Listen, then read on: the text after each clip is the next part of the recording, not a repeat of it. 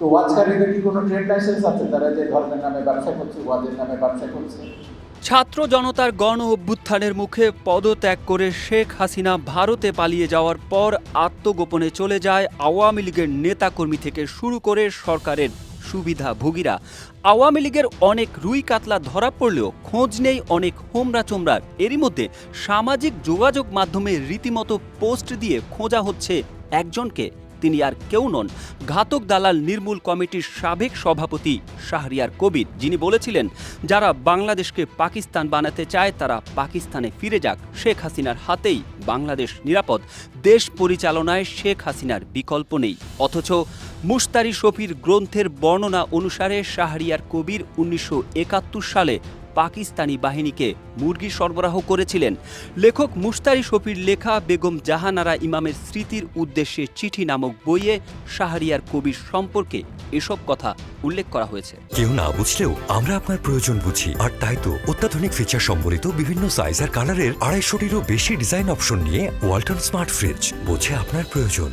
বর্তমানে পালিয়ে থাকলেও আওয়ামী লীগ সরকারের আমলে বিভিন্ন টকশো, সভা, সেমিনারের সরব উপস্থিতি ছিল শাহরিয়ার কবিরের।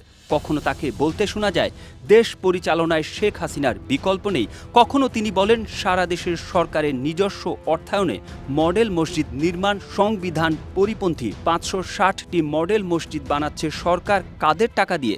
আমাদের জনগণের ট্যাক্সের টাকা দিয়ে এগুলো বানানো হচ্ছে, এটা সংবিধান পরিপন্থী। আবার কখনো তাকে বলতে শোনা যায় কোরআনের শাসন দিয়ে বাংলাদেশ চলবে না। আর দ্বাদশ জাতীয় সংসদ নির্বাচনের পরে এক আলোচনা সভায় তিনি বলেন দ্বাদশ সংসদ নির্বাচনের মাধ্যমে জাতীয় সংসদ প্রথমবারের মতো রাজাকার মুক্ত হয়েছে। এদিকে ২০১৩ সালের শাপলা চত্বরে হেফাজতের সমাবেশে গুলি চালিয়ে গণহত্যার অভিযোগ দায়ের করা হয়েছে আন্তর্জাতিক অপরাধ ট্রাইব্যুনালের তদন্ত সংস্থায়।